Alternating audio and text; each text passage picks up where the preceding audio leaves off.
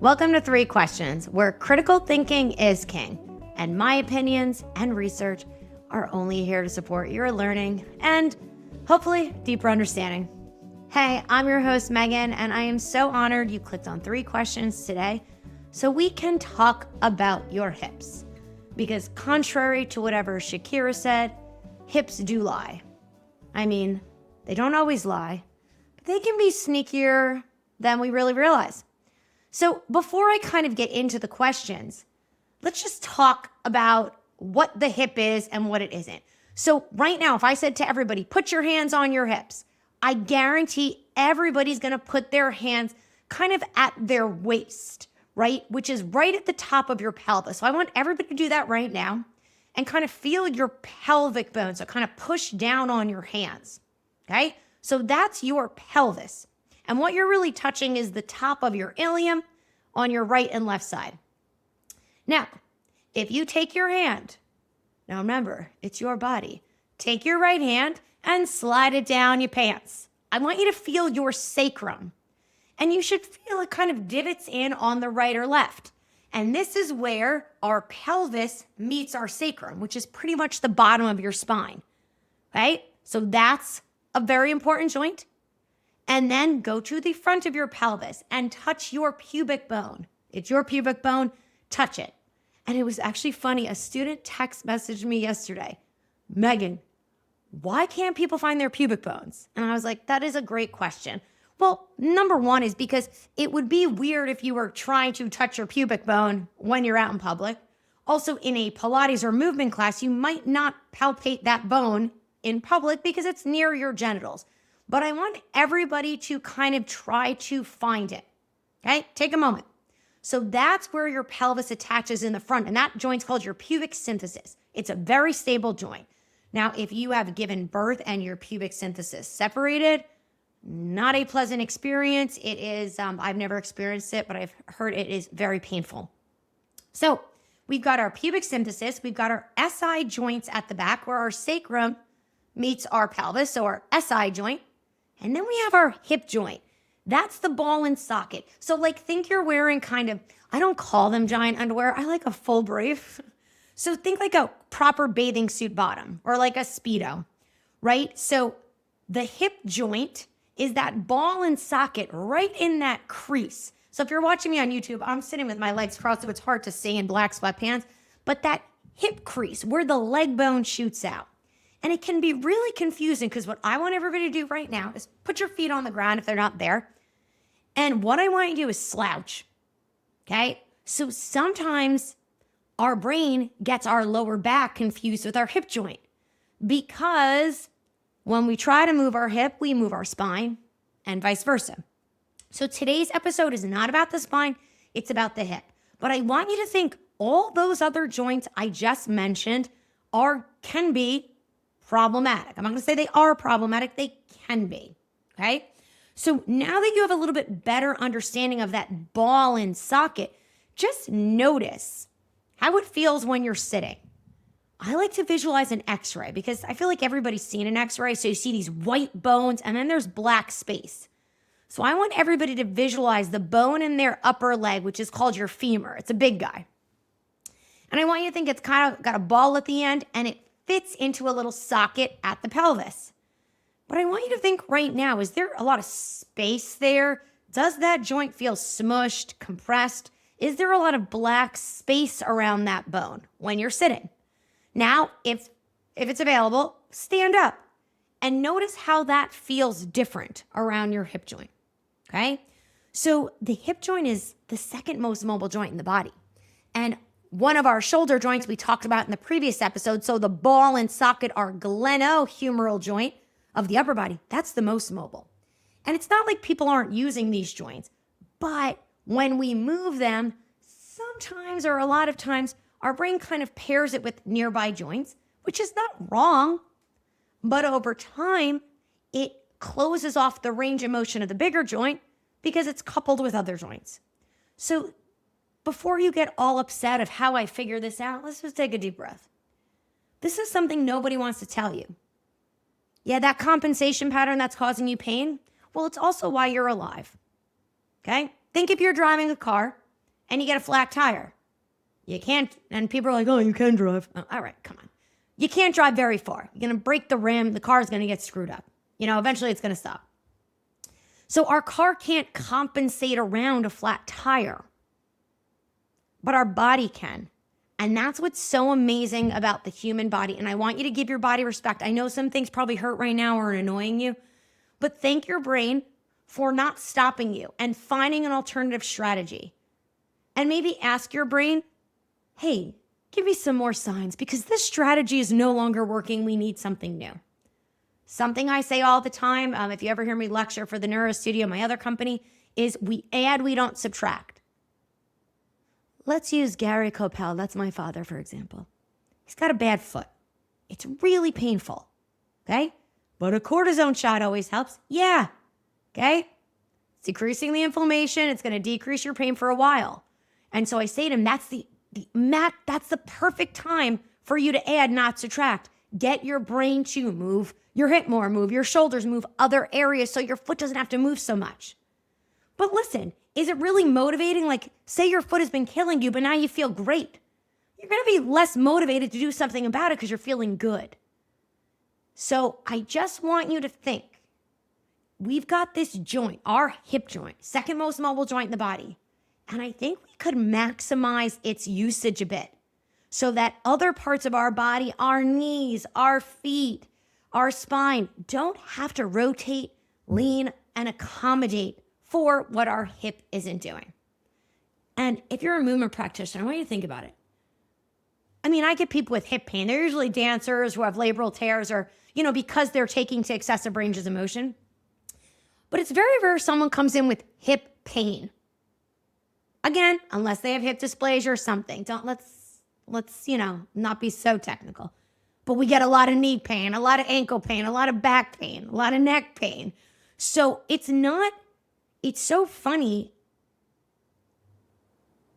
I just hope after this episode, you might be a little bit more excited or interested or have some ideas for your body or your clients. Okay? So, enough yapping. Let's go with question 1.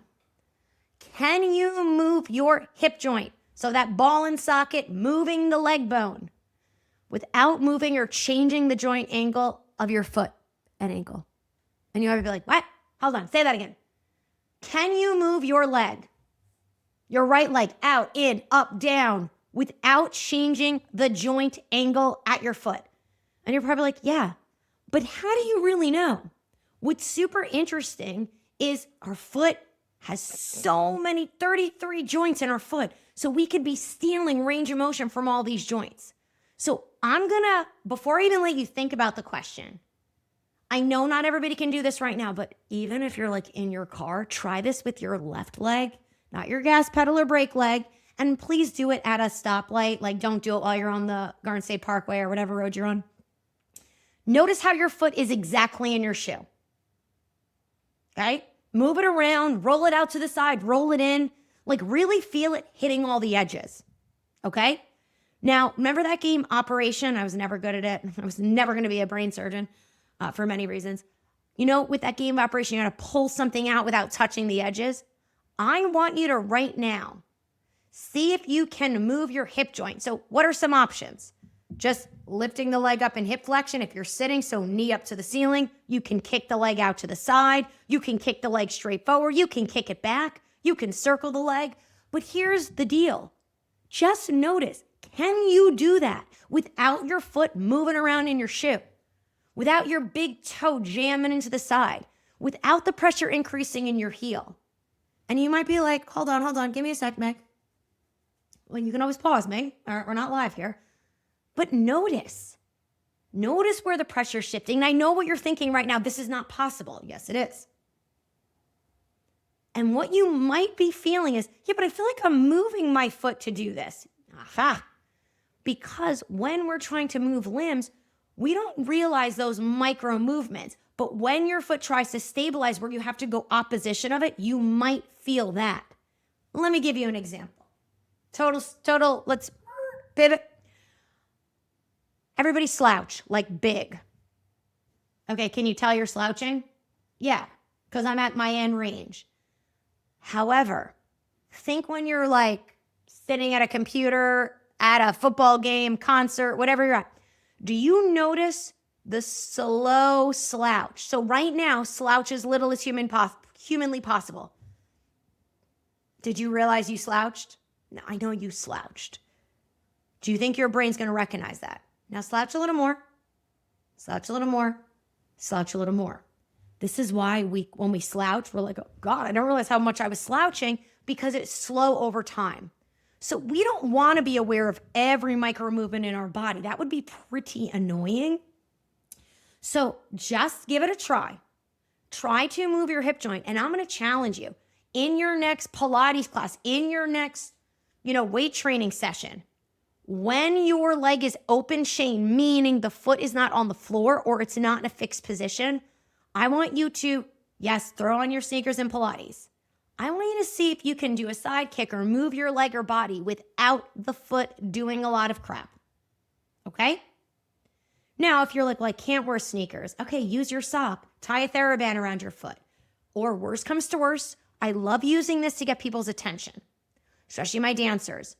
Take your foot into an end range. So sometimes I'll have them do like, say if we're lying on our side, big toe down or pinky toe up, because I want you to feel a slight stretch in your foot. Now, if you're hypermobile, you're going to have to go a little bigger. Okay? We want it to be pain-free. I just need you to have a specific sensation in your foot. Now, your job is to move your leg without changing that sensation at the foot. So don't lose that stretch. Don't stretch it more. Don't stretch it less. Okay? Last but not least, use a mirror. I love this because I love using peripheral vision and visual exercises to help fill my proprioceptive gaps. Now, hold on a sec. Do not look at your foot moving in the mirror. We're not Jedi. Stop trying to Jedi mind trick it. What I want you to do is lie on your side or wherever you are and put your foot in a specific position. So I'm going to describe what you're seeing on YouTube. So I've got my hand, pretend this is a leg. I'm going to bring my hand like this.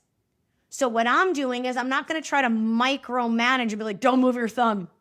What I'm going to do is I'm going to look at my pointer finger in relation to the sleeve of my shirt. So I'm going to lift and lower my arm, and naturally it's going to kind of want to move away and towards. So my job is just not changing and pause. Here's where it wants to really move away. My job is just not change the distance between those points. Okay? I'm giving my brain sensory feedback with the goal of that foot and ankle to stabilize in any position I choose it. And should it be a perfect foot position? No. Do you step down on the ground the same every step? I love changing. I love training good foot positions. I'm not against that, but we got to be realistic. Train the feet weird. Okay? So put the foot in a weird position, give your brain information, show the hip what's up. I want you guys to test this. I want you to let me know. And it's weirdly harder than you think. And question 1B. So I want you to check. Can you move your hip without changing the joint ankle of the foot? Angle. Why is that word so hard for me to say? Joint angle of the foot. Can you also move your hip joint with a fixed foot, with your foot fixed? Okay, with a fixed foot. Say that 3 times fast. Now, what do I mean by that? All right, well, like say you're doing a deadlift. You're in a closed chain position. Your foot is flat on the ground and you're mobilizing your hip joint. You're actually moving your pelvis around your legs. But I want you to notice. Now, please do not think I'm saying the foot shouldn't adjust, collapse, and serve. Collapse is like ugh. I'd rather like adjust, accommodate. Our foot is designed to move. It's designed to stabilize and mobilize when needed. But could you challenge yourself and say, okay, what if we stabilized our foot in this position so we can entice the brain to do more at the hip? So use the same game of operation. Keep your foot in your shoe. See if you can keep it there. And if you're like, Meg, I feel like I'm like trying to cure cancer here. Let it go. Sometimes what I like to do in my deadlift is I'll go, hey, where's the pressure of my foot increasing? All right, go to it. Now stay there and try to finish the range of motion. So keep doing it without the pressure decreasing at your foot. That should light up that hip. Great. Then I would also love for you to try doing the movement without the pressure increasing in that foot. So basically, by going to where the pressure increased is where your foot is actually mobilizing to connect to the ground. So I'm basically saying, okay, mobilize to connect to the ground, but then stay there. So I'm going to ask the foot to stabilize in that position, because if the foot's stable, we can't move from it, and we've got to move the hip. Ending. The other one is I'm trying to trigger a response in your cerebellum, a part of your brain that basically should clock movement errors and fix them. I'm basically saying, all right, we got a motor map. I want to do this. Can I do it without doing that? And see what happens. Because it's important that your hip can fully express itself when your foot is fully connected to the ground, with your heel lifted and with your foot off the ground, especially in the gait cycle. I love that people are working ground force right up to the hip with heavy pressure. I love that. But you also need to make sure your hip can respond when there's light pressure on your foot. Like right now, you're sitting down. There's not heavy pressure under your foot. And when you go to stand up, that huge change in pressure, if your hip can't accommodate to that change, we're going to have a problem elsewhere. Usually that's why I think they call it like theater knee. People will get knee pain. Yeah, because your hip's not responding to the change of load. Your knee, which is a translator of force, is like, ugh, I got to do all this. Or even worse, your back will kick in or something else. Okay?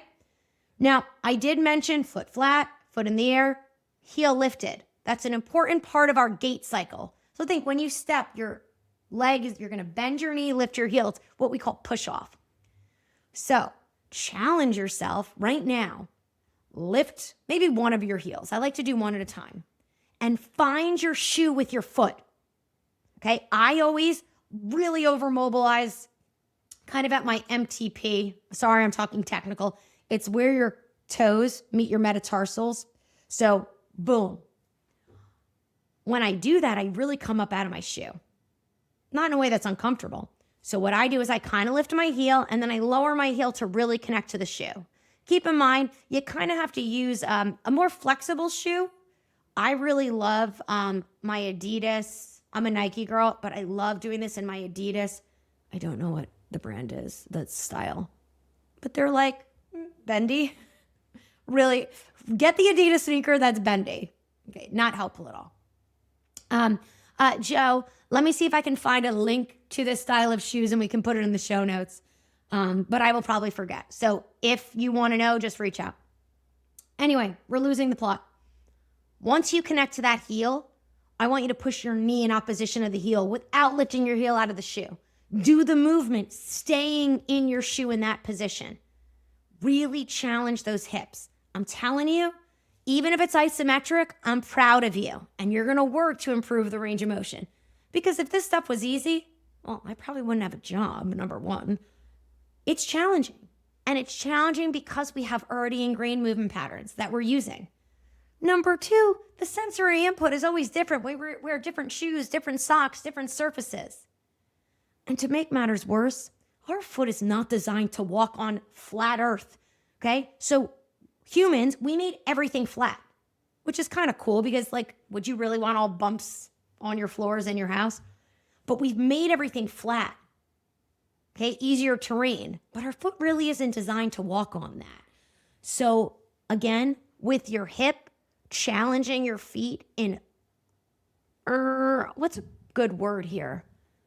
I keep saying weird. I want to say unique. Put your foot in a position and see what you can do with it. Okay? Now, we're going to get a little friendlier. We got friendly with ourselves earlier. We're going to get back to that now. So, I think it's best to do this standing, but you can also do this seated. I need you to touch your pubic bones. Now, yes, bones, there's two of them. So, let's move our right leg. So, if you're standing, I just want you to kick your right leg out to the side. Don't think you have to be standing up tall. Just kind of kick it out to the side. And I want you to notice, just feel your pubic bones. Did they spread apart from each other? Did the right leg really spread apart from both pubic bones? Or did both your pubic bones spread away from your left leg? Okay, hold on. Do it. See what you feel. Now, don't assume anything. Here's what I'd like you to do. I would like you, and I call this one of my golfers, this is his warm-up. I'd say, hold on to your locker in the golf club, kick your right leg out to the side. Okay? Now the cue I give him is wherever your genitals are right now, leave them there and do not let them get closer to your left leg as you lower and lift the right leg. So he's kicking his right leg out to the side. He might mobilize that left hip, move his spine a little bit, but then he's going to pause there and he's going to stabilize in that position and isolate his right leg. It's small, it's a little tick-tock, tick-tock. He prefers the genital cue. Other of my clients, I ask them to hold their pubic bones and think, if you're moving your right leg, I'd like you to touch the right side of your pubic bone and your left leg. I kind of make an L sometimes and will touch my pubic bone and my inner thigh. Just make sure you're touching the pubic bone, a bony spot. And if you can't find your pubic bone, just keep your hand in place and don't let the skin move. And once your right leg's up, do not change the distance between your fingers, the pubic bone and the left leg, and then tick-tock that right leg. See if you can do it. Then, my friends, stay with me. Can you lift the right leg without the pubic bones moving away from the left leg? Just try it. I know it's a lot of show and tell today. Why this is important, guys, is because when we move our right leg, oftentimes our left hip mobilizes as well.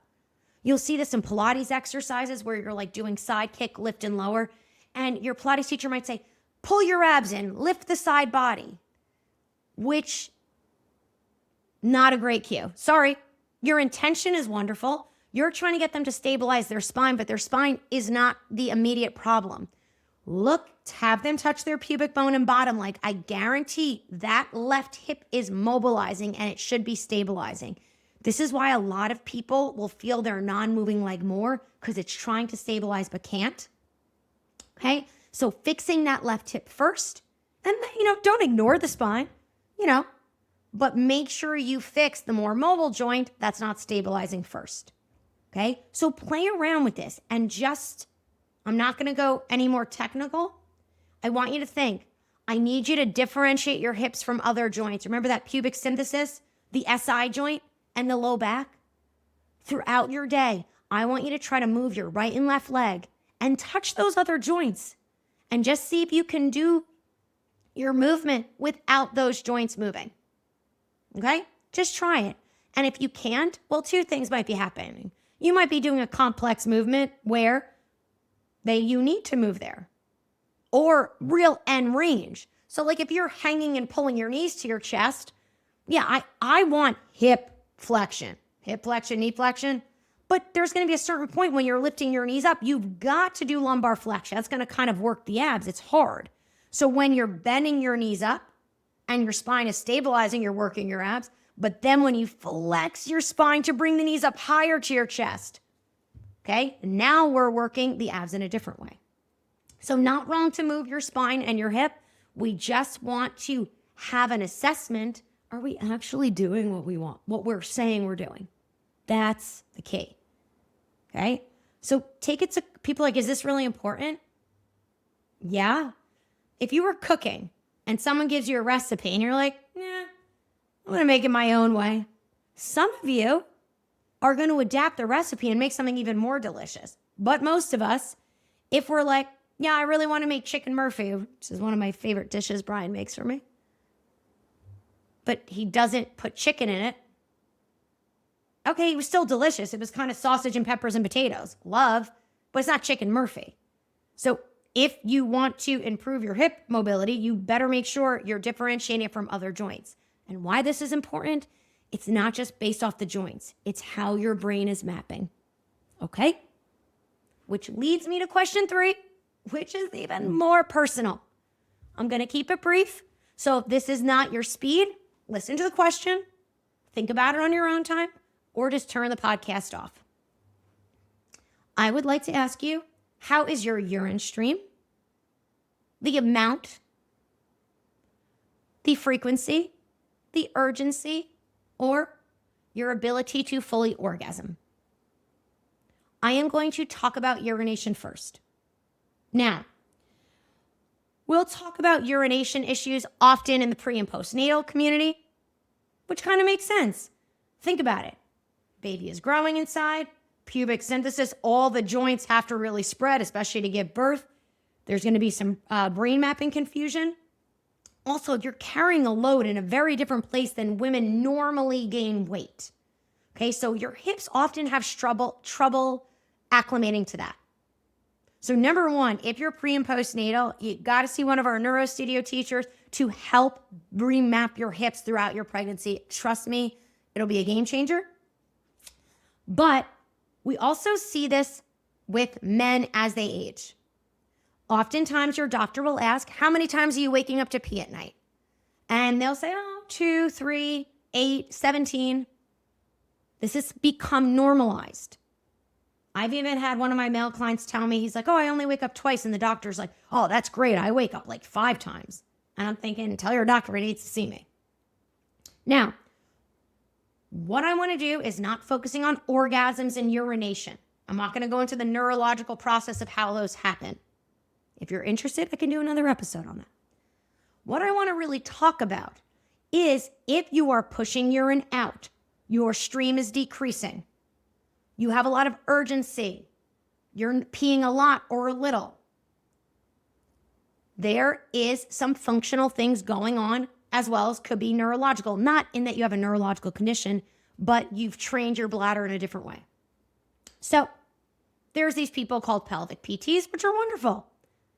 However, it's very important not just to release a tight pelvic floor, okay?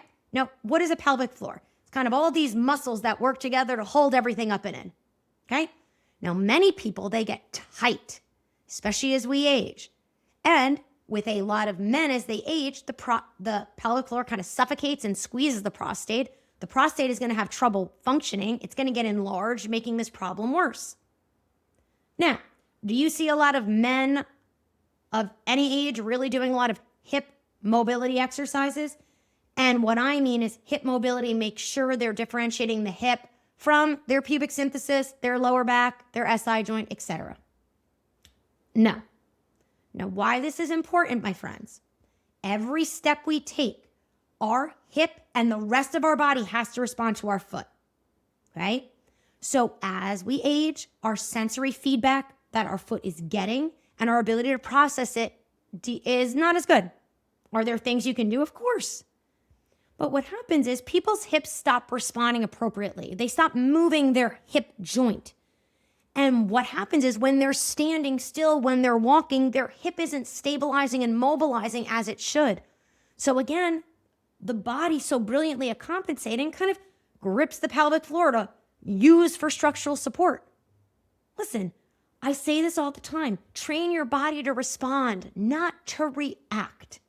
And a lot of us, our body is reacting kind of fast and aggressive rather than, I got this. Okay? So again, I don't want to go too into all the details because this episode is about the hip.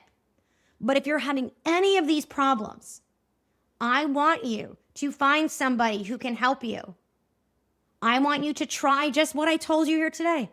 Even if you just differentiate your hip first thing in the morning, before you go to bed, throughout the day, while you're brushing your teeth, 3 reps here and there, paying attention when you're at the gym. Because at the gym, working out is not a guarantee of improving your proprioception, which means where your body is in space, how your brain knows it. It's often just reinforcing the patterns you have. And if you're having trouble with any of those things I listed, back pain, you could be actually what we call competitive plasticity.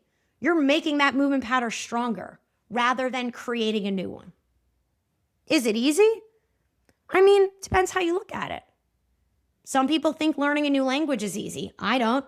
Some people think cooking is easy. I don't. I think creating a new movement pattern is easy. A lot of people don't. But it's possible, and I've got a great team that can help you. So I don't want you to feel alone, number one. And if you're a movement professional thinking, I want to learn more, come on over. We got courses for that. we got you. It's super important. And I did mention orgasm. So what I'm going to say, many women are taught to pull in their pelvic floor or do different things in pelvic floor to make intercourse more pleasurable or what have you for their partner. However, it can often inhibit an orgasm. Okay? When you are trying to have an orgasm, if your hips are gripping or your pelvic floor can't relax, that is going to inhibit things. There is a medication that's very popular for a lot of men to use. Okay? There is a pelvic floor muscle at the base of the penis that if the hips can't fully reflexively stabilize and really work, that pelvic floor is going to be gripping. And it's basically like taking a rubber band and tying it around, which will inhibit blood flow and inhibit urine, ejaculation, and other things. So maybe you don't want to talk about this with your clients. That's totally fine. Send them to a pelvic floor therapist. But if you are a movement professional, you better check in that you are doing your work so that the pelvic floor therapist's work can really help this person. Because we could be releasing, doing internals, and doing exercises. But if you're reinforcing the pattern that got you there, that's where you're going to really feel stuck. It often takes a village. Find people you trust and will listen. But if you are having any of these issues, I want you to know that by better mobilizing your hip, and I don't just mean by stretching it or doing mobility drills, I mean by differentiating it from other nearby joints, improving your motor control, and making sure you're focusing on the sensory input. And what do I mean by that? Touching things, okay? You might think you're moving your hip beautifully. I do this all in my advanced course. I get a room full of 60 teachers, ask them to do that hip thing, touching their pubic bones, and people are like, holy crap, oh my God. And I'm like, I know, it's okay. And then they'll get into side lying leg exercises. And they'll be wanting to touch the moving leg. I go, no, touch the non-moving leg. Notice what happens. And some people say, Meg, it actually feels better when I lift my leg, let my pubic bone shift, and then stabilize there. I go, yeah, I know. Your pelvis is a little stuck around that other leg. That's okay. Don't guess alignment and don't assume what you're feeling is gospel, okay? Because our proprioception can play tricks on us. So I know I threw a lot at you guys today. Let's just recap. Let's go back. Number one, I want you to try to move your hip joint. Move that leg, both of them, in a lot of different directions. And I want you to try to move it without changing the joint angle, position of your foot, toes, and ankles. I didn't even think of this one. One of my clients loves when I just take a towel, drape it over his foot and ankle, because he can feel when he pushes into it. Some people like an ankle weight. Just lay down. It's giving your brain that sensory input. I also want you to say, hey, can I move my hip when my foot is fixed, when my heel is lifted, when it's upside down and backwards, when I'm in a handstand? Can I maintain my handstand and do a push-up without my feet moving? It's hard. Number two, can I actually differentiate my right hip from my left hip? We're going to use feedback from our pubic bone. So we're going to touch the pelvis and touch the other leg. Because when we're moving one leg, the pelvis should not move towards and away from that leg. If it does, no drama. That just means that hip is moving. And we're going to have to revisit that. Cool? And number three, if you're having urination issues, even constipation, if you're having trouble orgasm, if you're having trouble feeling aroused, if you are feeling like you have to pee all the time or you have to pee and your stream isn't good, you should see a doctor. But also know that we need to support our organs with foundational things. You would never paint and put a roof on a house with a cracked foundation. So doing all your pelvic floor homework, taking medication for your prostate or whatever you need to do is great. But if your hips can't respond and that pelvic floor is working overtime, we are going to be chasing our tail. All right? So get those hips moving. Check your work. Make chicken Murphy. Don't just make sausage and peppers. Check your work. Make sure it's good and reach out if I can support you. So thank you guys so much. And I look forward to seeing you on the next one.